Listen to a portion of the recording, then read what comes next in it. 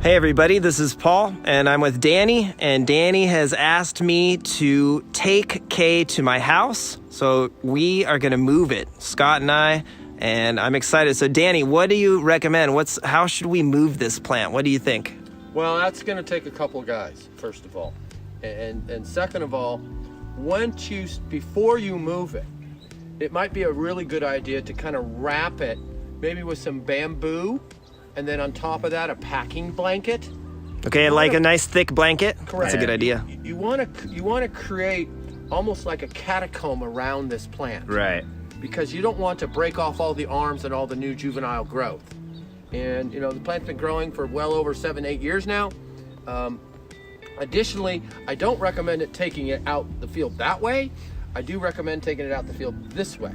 So we should probably cut your fence. You're gonna have to cut this fence along up here, and once you've wrapped it, move the fence, bring your truck real close as you can, and then 3 or 4 guys hump it up on top of the truck. Hey everybody, this is Paul, and today we are moving Kay.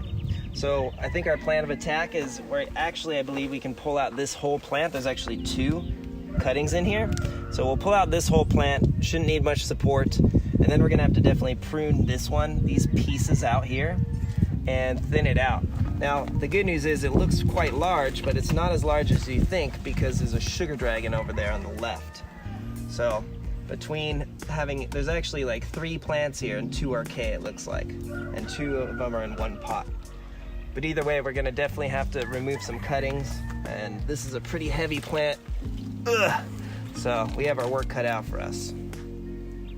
So let's get to work, Scott. Let's see what we can do. All right, so we can't pull it down the field, so we're gonna have to cut the fence here and take it out this way. So it's gonna be a lot easier. We did remove that first half, and it was actually connected to the mother plant, so it's gonna be actually a cutting. It had no roots, and the piece is huge. We'll show you that here in a minute. But it's a lot more work than we intended, but we're gonna get this thing done. So let me cut this fence and get to work.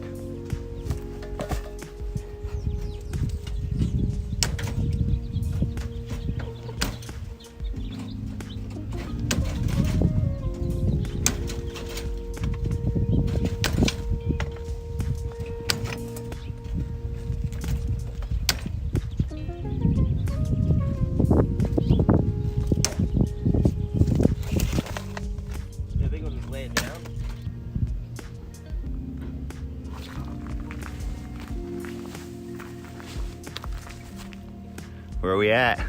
Well, we got it almost out of the fence, so we've pruned back a lot, you can see, and we've had to take off some big pieces, but the part that was the biggest challenge was actually that there's a double dragon here. Check it out. So look at it. This was actually one branch that split into twins. And intertwined in the other trellis. Yeah, our other Kay, I have a Kay cutting that did the same thing, but this had gotten stuck onto the sugar dragon trellis, so that was the biggest challenge. But we figured it out. All right, so this is gonna be the biggest cutting I've ever tried to root. You can see it's huge. And we thought that this was a separate part of Kay, but this was one big branch off of the lower stem. Yeah, literally like it was shooting off below the dirt. Below the dirt line. So it's huge though, so we'll get it to root, and then you can see we also got this out and wrapped up a bit. And I think it's gonna do fine. 2 of us are gonna lift it into a truck bed, and we're gonna get it over to my house and put it into its new home. And I think I'll probably have to root this one in my greenhouse or something. But this one should be good to go. It's got enough roots that we were able to save.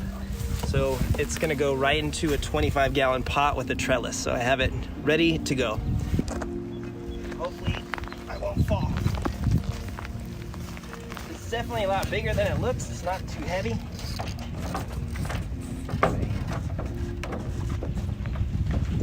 Put it down gently and tie it down a little bit, and we should be good to go. All right, that was easier than I thought.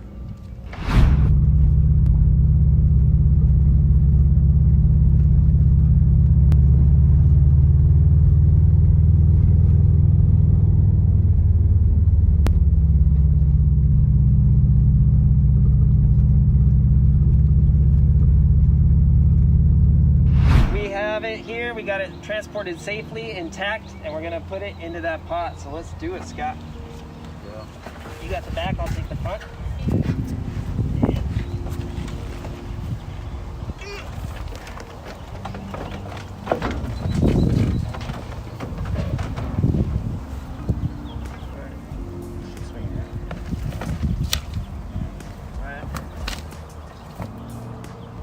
All right, ready?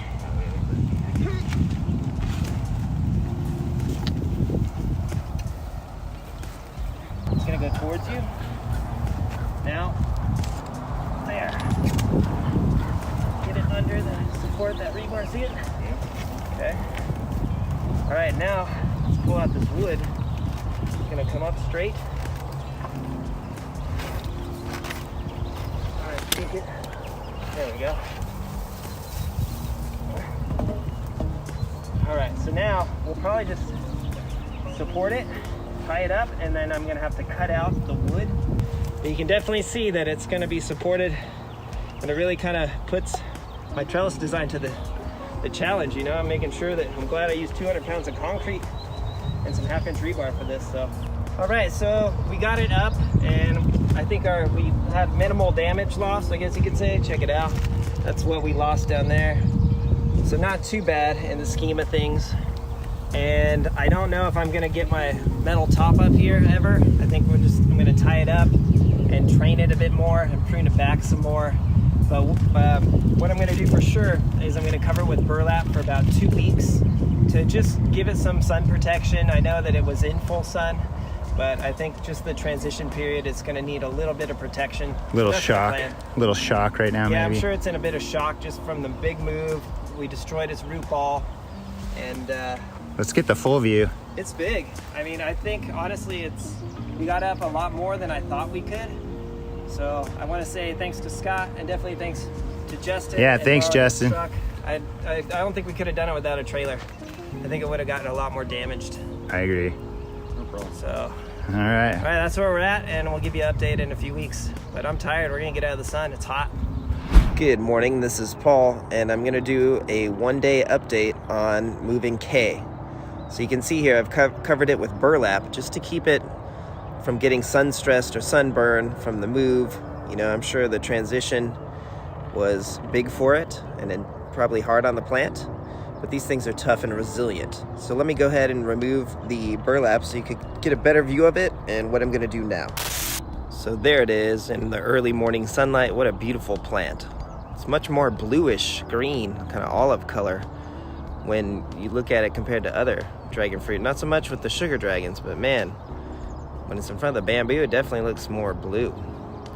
But I am colorblind, so maybe it's just that.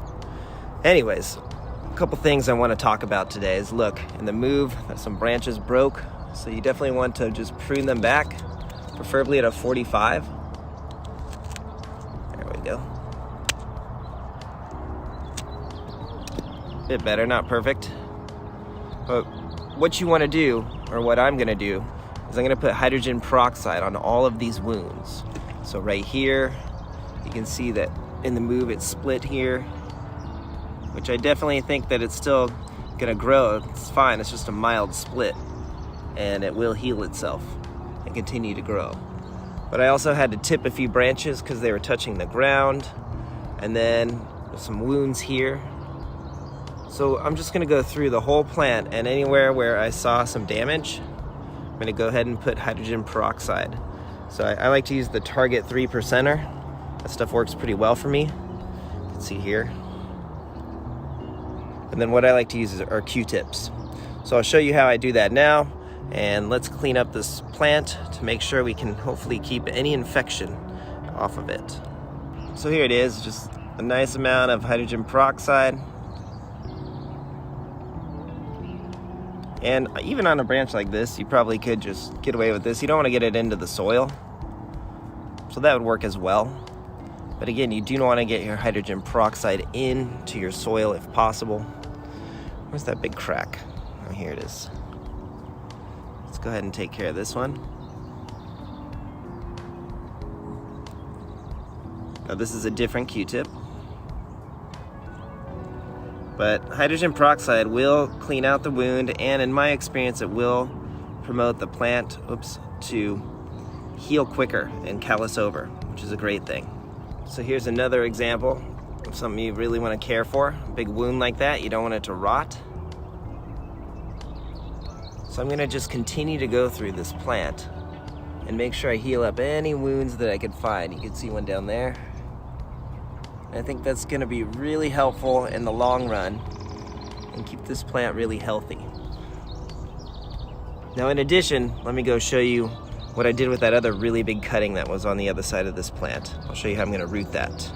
So here are a few more pieces that I'm rooting. Now luckily it's warm enough this time of year for me to root them in pots. And then I have this really huge branch. What I'm actually gonna do, as you can see there, I use just a little bit of coconut coir, and it's sitting on some bark. And I know we're not gonna get any rain for a while, so hopefully it will root this way. I'm gonna put some rooting powder onto that coconut coir, and that should work not a problem. The key is you don't want a really big cutting like this to start rotting at the base, especially with all that weight on it. So a lot of the plant is being supported by this big bamboo stick. So I'm actually going to tie it up a little bit more just to get some weight off of this giant cutting, because this is definitely the largest cutting I've ever tried to root, and I want it to be successful. So I could put it in the greenhouse, I may do that, but right now I just feel like this is gonna help it and it's gonna do fine. So we'll see in a few weeks if this is successful. Definitely gets a lot of shade right here, so it's really happy. All right, there it is. There is the update for Kay. Give us a like and a subscribe, and we'll keep them coming. And honestly, I don't feel like moving another dragon fruit plant anytime soon. That was quite a bit of work, but you can see, I think it was definitely worth the effort. Now, I have my own Kay right around here too. You can see it was a cutting back in November 2019. So it's not a slouch, it definitely will grow pretty quick. There it is. And hopefully this one will produce some fruit this season. Good morning, fellow gardeners. It's been about 2 weeks since we moved Kay, this dragon fruit. It's a Hylocereus costarricensis hybrid, and it's doing great. So I removed the burlap, as you can see, and it seems like it's doing just fine. Now there is a little bit of yellowing over here, as you can see, probably because this branch was upside down, and now its bottom side is facing up since the move. But I'm just gonna leave it alone. I'm sure it's gonna heal itself up and do fine. This is a very tough dragon fruit variety in my experience so far. So you can see I've tied up everything. I've cleaned up everything with rubbing alcohol, actually hydrogen peroxide, sorry. And I've cleaned it up with hydrogen peroxide, like here you can see. It's really healing nicely. So I expect to see some new growth here soon, or at least I hope to see some new growth here. But this variety is kind of a slower to wake up. And in my experience, Hylocereus costarricensis tends to be slower to wake up in our climate in Southern California, but they will grow longer into the season. So they're sort of late to wake up, but they'll continue to grow until late into the season, into the fall. So you can see it's gone into the bamboo already since we moved it. I'm just gonna leave it like that. I've tipped some branches, but not too many. And I just wanna let this plant be. I want it to thrive. And you can see, I need to actually cut that zip tie. But you can see I haven't watered it at all in about 2 weeks. So I'm gonna water it tomorrow, because hopefully that big giant branch that we cut off, it's somewhere under the soil, and I didn't want it to rot. So you can see I have all the soil. It's just nice, slightly moist down there if you look, a little bit. But I'm gonna give it a good deep watering this weekend, so probably in 2 more days. So let's go check out that big giant branch and see how that's doing. Did it get some damage? Is it rotting, or is it okay? So here it is. Might trim off a few more branches just because it's so large and heavy. You can see it's doing quite well. Now down here, I've actually applied some earthworm castings to see if that's gonna help it root. And I've watered it once. So I just water it really lightly on the flesh. And I'm hoping it's gonna shoot some roots onto this coconut coir here and the earthworm castings. And then I'll just dig it out with a shovel and move it onto the trellis. So that's my plan. I was gonna put it into the greenhouse, but it seems like it's doing really well here. We don't expect any rain. Otherwise I'd definitely move it because I don't want this to sit on saturated soil. So that's the plan with this really large cutting here. Sorry, I have Hana in my back. Get off my back, Hana. There we go. You can just see it's really big, really healthy. And I expect that this thing is going to root. All right, let's look at Hana real quick. This thing was on my back. Come on, Hana. But definitely this is a vigorous growing variety as well. So hopefully you have Hana. Good morning, fellow gardeners. This is Paul. And we have an extended heat wave this week coming up in Southern California. So you can see what I like to do for some of my varieties that are just getting used to their new environment. So this is K here, and I like to use burlap. It's about the same as 30% shade cloth, but why I use burlap is it's material I use to build my trellises anyways. And so you can see why. It's gotten a little bit of damage, probably because this branch was facing the other way until we moved it 3 months ago to this permanent home. You can see it's got a little bit of yellowing here, but this plant's fine. And you can see it's actually got some flower buds producing here. 1, 2, and several more. Here's one down here. So it's great to see how this plant is doing, but again, just want to give it a little bit of protection. So I'm actually going to cover this whole thing for the week, just until its roots get better developed, and then I'll just leave it alone. Like all the other varieties, I'm just going to leave them alone. And you can see here I have a few more under burlap. This is the black dragon, or one of them I should say. And you can see I just have it like that for the afternoon shade because it was just getting a little bit yellow. And this is a very sun tolerant variety, but I just thought I'm gonna protect it until its roots get better developed. And then there's one more that I'm gonna protect, and the others should do just fine. And that is Paul Thompson's 4S. So it was a little bit yellow 2 weeks ago. You can see I've had this burlap here just protecting it from the afternoon shade, that's it, or the sun, excuse me. So protecting it from the afternoon sunlight has just been really helpful. It's got its color back. This plant's gonna do just fine. So there you go, that's what I like to do. I like to use burlap just when I have to.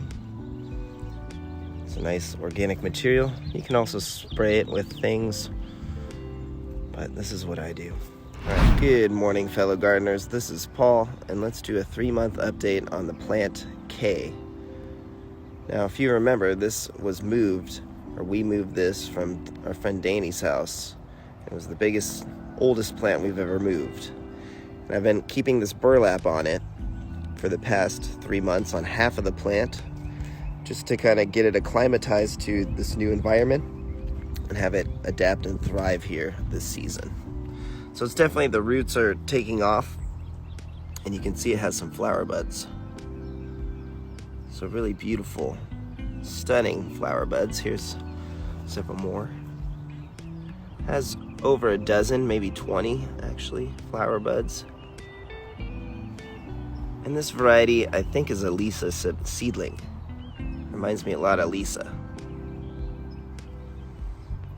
So really exciting. We're gonna have some fruit, but it will require a cross-pollination, I would assume. Most reds like this do.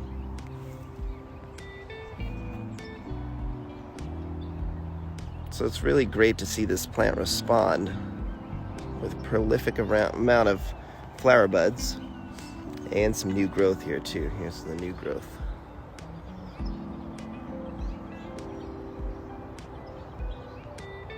Now this plant is a really sun-tolerant variety.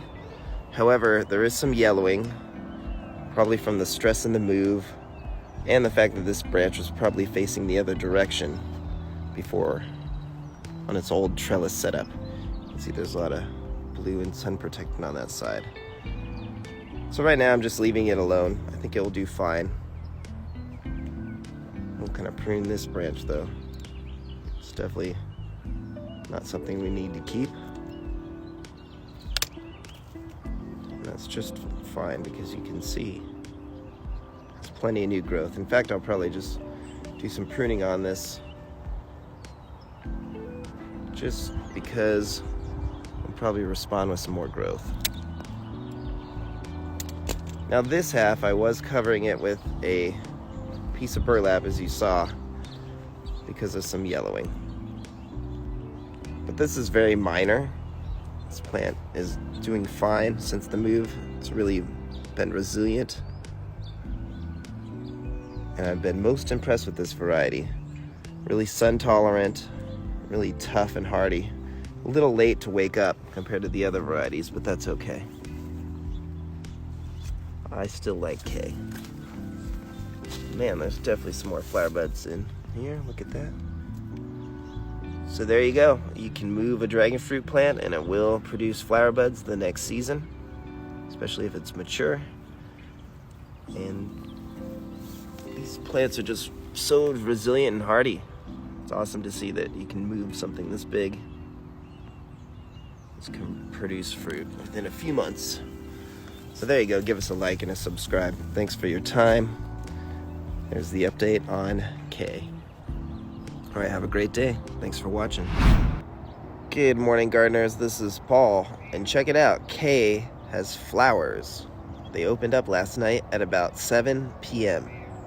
So really, really exciting. In fact, here's what they looked like last night when they first opened. Really large flower and smells really, really, really sweet. So these are the first two. I expect some more to go tonight. But what stunning flowers. In fact, let's see how long they are. So this one is about 14 inches in length.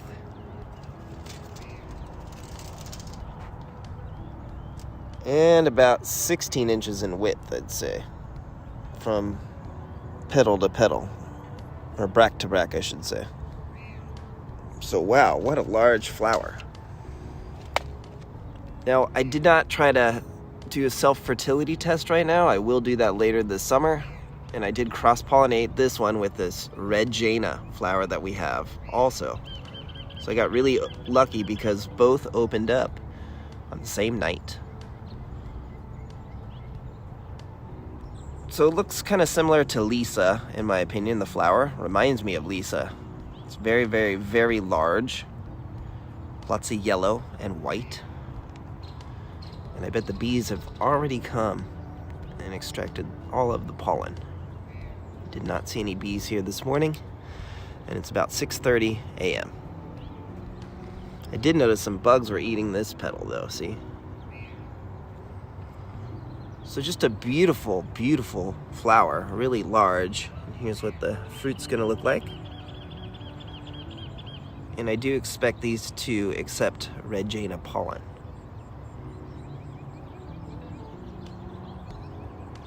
So wow, what a stunning variety, what a stunning flower.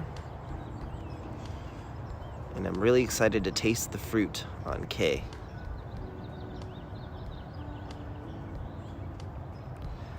So there you go, give us a like and a subscribe. Thanks for your time and support. Thanks for watching. And hopefully you'll get one of these yourself someday. So you can see just how huge these flower blossoms are. Look at that. This one will probably open tonight. It's a beautiful morning, fellow gardeners, and check this out. K has been blooming for the last 3 nights. And last night it had around a dozen flower buds open up. Now K comes from Elk Creek dragon fruit, and it's a Hyloceus costarricensis hybrid. Most likely a Lisa or a Sabra seedling.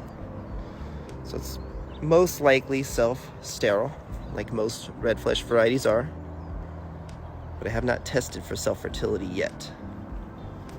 I did cross-pollinate these with some refrigerated and frozen pollen. I mixed them up last night, just to be sure that these will set fruit. Oh wow, what beautiful blooms, look at those.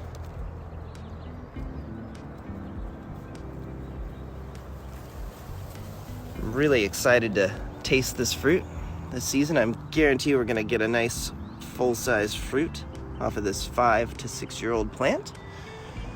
Now, if you do remember, we did move this plant just a few months ago, and it's really doing well. So give us a like and a subscribe, and check out this wonderful time lapse I did of one of these flowers blooming. In fact, I had this flower. It was this one last night.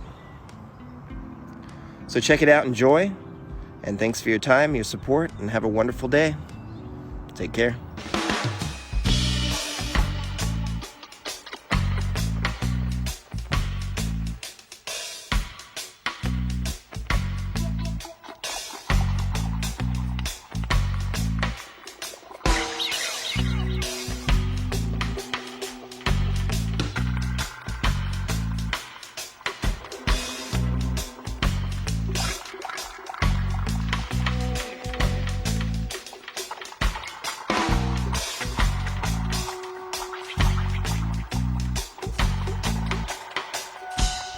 Good morning, fellow dragon fruit growers. This is Paul, and today I'm excited to do a taste test on this variety we call K, or Kaslau fruit. Now, if you remember, we moved this entire plant earlier this spring, and now it's at my house. And then you remember that it had an epic bloom that we showed a little over a month ago. And those blooms became this beautiful fruit. Now this thing's definitely over a pound. Let's see how heavy it is. Not in milliliters, obviously. And it is over 1 1/4 pounds. So 1 1/4 pounds, or 571 grams, which is a great size dragon fruit. You can see the color. I ate one earlier a week ago, and it was a little tart, but really delicious and enjoyable, and it Brixed at about 16. So let's see what one more week on the plant can do, and let's taste this large dragon fruit. You can see here it's red fleshed, really juicy, and the seeds aren't too large. So that extra week has really improved this fruit. It looks like the skin's a little bit thinner, but still it's nice and thick, so this would be good for commercial production and shipping, because it's not going to get damaged. It's just a beautiful red fleshed variety. Again, the blade will show you kind of the color of the flesh. It almost looks darker in real life than what you're seeing on film. So with my naked eye, it looks much darker. All right, let's give it a taste. So right out of the center is usually the sweetest. And this has been on the vine, or the branch, for about 48 days, I want to say.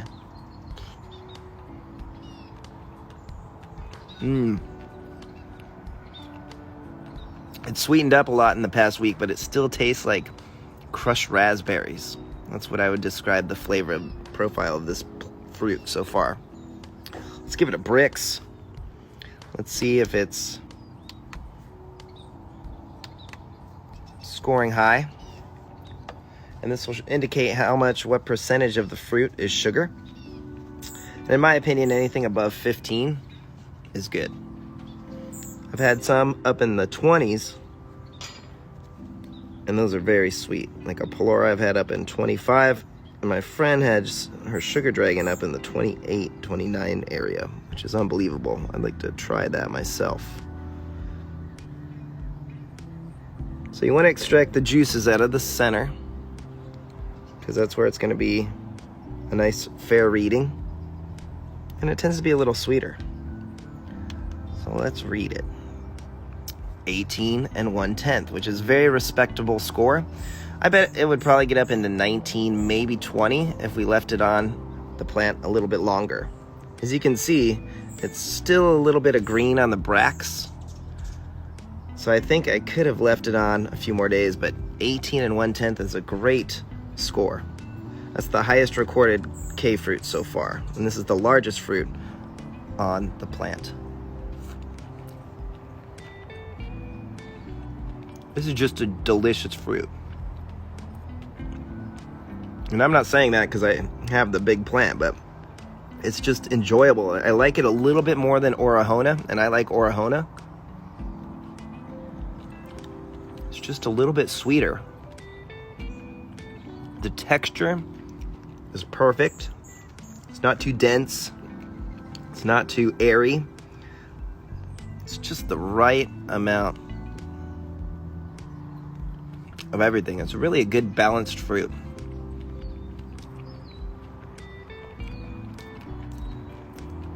A week ago it was more tart, and it's just really mild. I'd call it like a kiwi, melon, raspberry flavor, if that makes sense. It's kind of a mixture. Maybe a little bit of blackberries. Zero earthiness on this. So wow, what a delicious fruit. I'm glad I have this plant. All right, give us a like and a subscribe. Thanks for your time. Have a wonderful day. Thanks for watching. Thanks for the support.